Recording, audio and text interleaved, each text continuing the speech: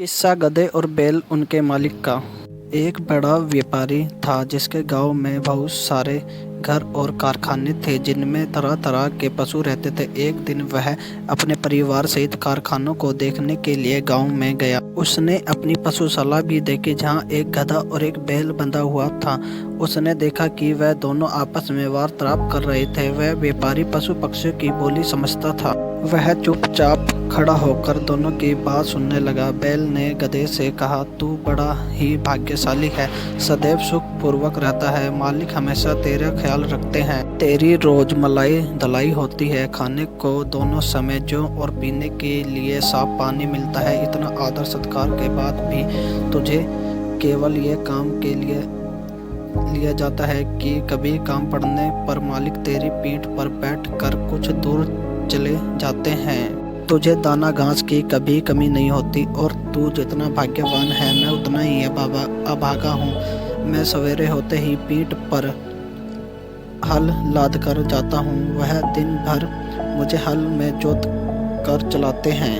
हलवा मुझ पर बराबर चाबुक चलाता रहता है। उसके चाबुक की मार से पीठ और जुएं से मेरा कांधा छिल गया है। सुबह शाम तक ऐसा कठिन काम लेने के बाद भी ये लोग मेरे आगे सूखा और सड़ा भूसा डालते हैं जो मुझसे खाया नहीं जाता। रात भर मैं भूखा प्यासा अपने गोबर और मूत्र में पड़ा रहता हूँ और तेरी सुख सुविधा पर ईर्ष्या क्या करता हूँ। गधे ने ये सुनकर कहा, ए भाई, जो कुछ तू कहता है ये सब सच है। सच में तू बड़ा कष्ट में है, किंतु जाना पड़ता है। तू इसी प्रकार प्रसन्न है, तू स्वयं ही सुख से रहना नहीं चाहता है।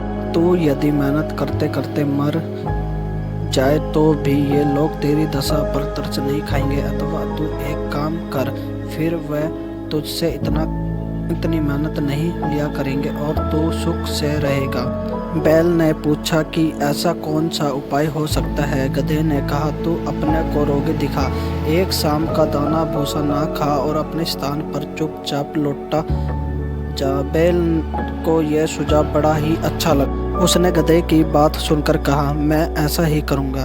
तूने मुझे बड़ा अच्छा उपाय बताया है, भगवान तुझे प्रसन्न रखे। दिन प्रातः काल में हलवा जब पशुशाला में यह सोचकर गया कि रोज की तरह बैल को खेत जोतने के लिए ले जाएं, तो उसने देखा कि रात की लगाई सानी जौ की तोप रखी है और बैल धरती पर हाँफ रहा है। उसकी आंख बंद है और उसका पेट फूला हुआ है। हलवे ने समझा कि बैल बीमार हो गया है और ये सोचकर उसने हल में ना जोता। उसने व्यापारी को बैल का बीमार होने की सूचना दी। व्यापारी ये सुनकर जान गया कि बैल ने गधे की शिक्षा पर कार्य कर का स्वयं को रोगी दिखाया है। अथवा उसने हलवे से कहा कि आज गधे को हल में जोत दो। इसीलिए हलवे ने गधे को हल में जोत कर उससे सारा दिन काम लिया। गधे को खेत जोतने का अभ्यास नहीं था। वह बहुत थक गया और उसके हाथ पांव ठंडे होने लगे। शारीरिक क्षमता में अतिरिक्त सारे दिन उस पर इतनी मार पड़ी थी कि संध्या को घर लौटते समय उसके पांव भी ठीक से नहीं पड़ रहे थे। इधर बैल दिन भर बड़े आराम से रहा। वह नंद की सारी सानी खा गया और गधे को दुआ देता रहा। जब गधा गिरते पड़ते खेत से आया तो वह बैल ने कहा कि भाई, तुम्हारा उद्देश्य के कारण मुझे बड़ा सुख मिला। गधा थकान के कारण उत्तर ना दे सका और आकर अपने स्थान पर गिर पड़ा। यह मन ही मन अपने को धिक्कारने लगा कि अभागा, तू बैल को आराम पहुंचाने के लिए अपनी सुख सुविधा। मंत्री ने इतनी कथा कर कहा, बेटे, तू इस समय बड़ी सुख सुविधा में रहती है। तू क्या चाहती है कि गधे के समान स्वयं को कष्ट में डालना जाए। शाहजहां अपने पिता की बात सुनकर बोली, मैं इस कहानी से अपनी जिद नहीं छोड़ती। जब तक आप बादशाह से मेरा विवाह नहीं कराओगे मैं इसी तरह अपनी जिद पर अड़ी रहूंगी। मंत्री बोला, अगर तू जिद पर अड़ी रही तो मैं तुझे वैसा ही दंड दूंगा जो व्यापारी ने अपनी स्त्री को दिया था। शाहजहां ने पूछा, व्यापारी ने क्या स्त्री को दंड दिया और गधे और बैल का क्या हुआ? मंत्री ने कहा। दूसरे दिन व्यापारी रात्रि भोजन के पश्चात अपनी पत्नी के साथ पशुशाला में जा बैठा और पशुओं की बात सुनने लगा। गधे ने बैल से पूछा, सुबह हलवा तुम्हारे लिए दाना घास ले आए तो तुम क्या करोगे? जैसा तुमने कहा है मैं वैसा ही करूँगा, बैल ने कहा। गधे ने कहा, नहीं ऐसा ना करना वरना जान से जाओगे। शाम को लौटते समय मैंने सुना कि हमारे स्वामी अपने रसोई से कह रहे थे कि कल कसाई और चमार को बुला लेना और बैल जो बीमार हो गया है उसका मांस और खाल बेच डालना। मैंने जो सुना था वह मित्रता के नाते तुझे बता दिया। अब तेरी इसी में भलाई है कि सुबह जब तेरे आगे चारा डाला जाए तो तू उसे जल्दी से उठकर खा लेना और स्वस्थ बने रहना। फिर हमारे स्वामी तुझे स्वस्थ देखकर मारने का इरादा छोड़ देंगे। यह बात सुनकर बैल भयभीत होकर बोला, भाई ईश्वर तुझे सदैव खुश रख, तेरे कारण मेरे प्राण बच गए। अब मैं वैसा ही करूँगा जैसा तूने कहा। व्यापारी यह बात सुनकर ठहर से हंसने लगा। उसकी स्त्री को इस बात से बड़ा आश्चर्य हुआ। वह पूछने लगी, तुम आकारण ही क्यों हंस पड़े? व्यापारी ने कहा कि यह बात बताने की नहीं है, मैं सिर्फ ये बता सकता हूँ कि मैं बैल और गधे की बात सुनकर हंस हूँ। स्त्री ने कहा, मुझे भी वह विद्या सिखाओ जिससे पशुओं की बोली समझ लेते हो। व्यापारी ने इसे इनकार कर दिया। स्त्री बोली, आखिर तुम मुझे यह क्यों नहीं सिखाते? व्यापारी बोला, अगर मैंने तुझे यह विद्या सिखाऊंगा तो मैं जीवित नहीं रहूंगा। स्त्री ने कहा, तुम मुझे धोखा दे रहे हो।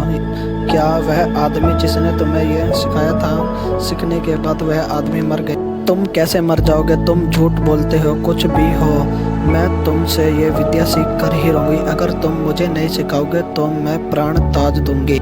यह कहकर वह स्त्री अपने घर में आ गई। अपनी कोठरी का दरवाजा बंद करके रात भर चिल्लाती और गाली गलौज करती रही। व्यापारी रात को तो सो गया, लेकिन दूसरे दिन भी वही हाल देखा तो स्त्री को समझाने लगा, तू बेकार में ही जिद करती है, ये विद्या तेरे सीखने योग्य नहीं है। ने कहा कि जब तक तुम मुझे ये भेद नहीं बताओगे मैं खाना पीना छोड़े रहूँगी और इसी प्रकार चिल्लाती रहूँगी। व्यापारी ने कहा कि अगर मैं तेरी मूर्खता की बात मान लूँ तो मैं अपनी जान से हाथ धो बैठूंगा। स्त्री ने कहा, मेरी भला से तुम जियो या मरो, लेकिन मैं तुमसे यह सीख कर ही रहूँगी कि पशुओं की बोली कैसे समझी जाती है। व्यापारी ने जब देखा कि यह महामूर्ख अपना हट छोड़ ही नहीं रही है तो उसने अपने और ससुराल के रिश्तेदारों को बुलाया कि वह स्त्री को अनुचित हट छोड़ने के लिए समझाया। उन लोगों ने भी उसे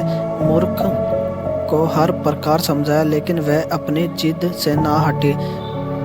इस बात की बिल्कुल चिंता न थी कि उसके पति मर जाएगा। छोटे बच्चे माँ की यह दशा देखकर हाकर करने लगे। व्यापारी की समझ में ही नहीं आ रहा था कि वह स्त्री को कैसे समझाए कि इस विद्या को सीखने का हट ठीक नहीं है। वह अजीब दुविधा में था। मैं अगर बताता हूँ तो मेरी जान जाती है और नहीं बताता तो मेरी स्त्री रो रो कर मर जाएगी। इसी उलझन में वह अपने घर के बाहर जाकर बैठ गया। उसने देखा कि उसका कुत्ता उसके मुर्गे को मुर्गियों संभोग करते देखा कर गरजने लगा। उसने मुर्गे से कहा, तुझे लज्जा नहीं आती कि आज के जैसे दुख दुविधा दिन भी तू ये काम कर रहा? मुर्गे ने कहा, आज ऐसी क्या बात हो गई है कि मैं आनंद ना करूं? कुत्ते बोला, आज हमारे स्वामी अति चिंता व्याकुल है। उसकी स्त्री की मति मारी गई है और वह उससे ऐसा भेद को पूछ रही है जिस बात से वह तुरंत ही मर जाएगा। नहीं बताया तो स्त्री रो रो कर मर जाएगी। इसी से सारे लोग दुखी हैं और तेरे अतिरिक्त कोई ऐसा नहीं है जो स्त्री सौभाग्य की भी बात भी नहीं सोचे। मुर्गा बोला, हमारे स्वामी मूर्ख हैं जो एक स्त्री के पति हैं और वह भी उनके अधीन नहीं है। मेरी तो 50 मुर्गियां हैं और सब मेरे अधीन हैं। अगर हमारे स्वामी एक काम करें तो उनका दुख अभी दूर हो जाएगा। कुत्ते ने पूछा कि स्वामी क्या करें कि उनकी मूर्ख स्त्री की समझ वापस आ जाए? मुर्गे ने कहा, हमारे स्वामी को चाहिए कि एक मजबूत डंडा लेकर उसकी कोठरी में जाएं जहां उसकी स्त्री चीख चिल्ला रही है। दरवाजा अंदर से बंद कर लें और अपनी स्त्री को जमकर पिटाई करें। कुछ देर में स्त्री अपना हट छोड़ देगी। मुर्गे की बात सुनकर व्यापारी ने उठकर एक मोटा डंडा लिया और उस कोठरी में गए जहां उनकी पत्नी चीख चिल्ला रही। दरवाजा अंदर से बंद करके व्यापारी ने स्त्री पर डंडे बरसाना शुरू कर दिए। कुछ देर में चीख पुकार बढ़ने पर भी जब स्त्री ने देखा कि डंडे पड़ते ही जा रहे हैं तो वह घबरा उठी। वह पति के पैरों में गिर कर कहने लगी कि अब हाथ रोक लो, अब मैं कभी ऐसी जिद नहीं करूंगी। इस प्रकार व्यापारी ने हाथ रोक ली। यह कहानी सुनकर मंत्री ने शहजादे से कहा कि अगर तूने अपना हाथ ना छोड़ा तो मैं तुम्हें ऐसा ही दंड दूंगा जैसे व्यापारी ने अपनी पत्नी को दिया। शहजादे ने कहा, आपकी बात अपनी जगह ठीक है, किंतु मैं किसी भी प्रकार अपने मतलब बदलना नहीं चाहती। आप इच्छा के अपरित सिद्ध करने के लिए मुझे भी कई ऐतिहासिक घटनाएं और कथाएं मालूम है, लेकिन उन्हें कहना बेकार है। यदि आप मेरी तमन्ना पूरी नहीं करोगे तो मैं आपके पीछे पीछे स्वयं बादशाह के सेवा में पहुंच जाऊंगी। अब मंत्री विवश हो गया। उसे शाहजहां की बात माननी पड़ी। वह बादशाह के पास पहुंचा और अति शोक संदेश स्वीकार में निवेदन करने लगा, मेरी पुत्री आपके साथ विवाह सूत्र में बंधना चाहती। बादशाह को इस बात पर बड़ा आश्चर्य हुआ। उसने कहा, तुम सब कुछ जानते हो, फिर भी तुमने अपनी पुत्री के लिए ऐसा भयानक निर्णय क्यों लिया? मंत्री ने कहा, लड़की ने खुद ही मुझे पर इस बात के लिए जोर दिया है। उसकी खुशी इसी बात में है कि वह एक रात के लिए आपकी दुल्हन बने और सुबह मृत्यु के मुख में चली जाए। बादशाह का आश्चर्य इस बात से और बढ़ा। वह बोला, तुम इस धोखे में ना रहना कि तुम्हारा ख्याल करके मैं अपनी प्रतिज्ञा छोड़ दूंगा। सवेरे होते ही मैं तुम्हारे ही हाथ तुम्हारी बेटी को सौंप दूंगा कि उसका वध करवाओ। यह भी याद रखना कि यदि तुमने शांत प्रेम के कारण उसके वध में विलंब किया तो मैं उसके साथ वध के कारण तुम्हारा विवध की आज्ञा दूंगा।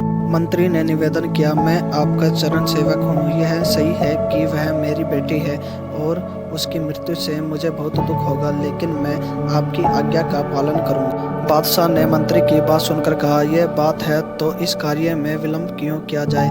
तुम आज ही रात को अपनी बेटी को लेकर उसका विवाह मुझसे करा दो। मंत्री बादशाह से विदा लेकर अपने घर आया और अपने शहजादे सारी बात बताई। शहजादा यह सुनकर बहुत प्रसन्न हुई और अपने शोक कुल पिता के प्रति व्याकुल प्रकट कर कहने लगी कि आप मेरे विवाह के कोई पश्चात न करना। भगवान चाहेंगे तो इस मंगल कार्य से आप जीवन पर हर्षित रहेंगे। फिर शहजादे ने अपनी छोटी बहन दुनियाजात को एकांत में ले जाकर उससे कहा, मैं तुमसे एक बात में सहायता चाहती हूँ।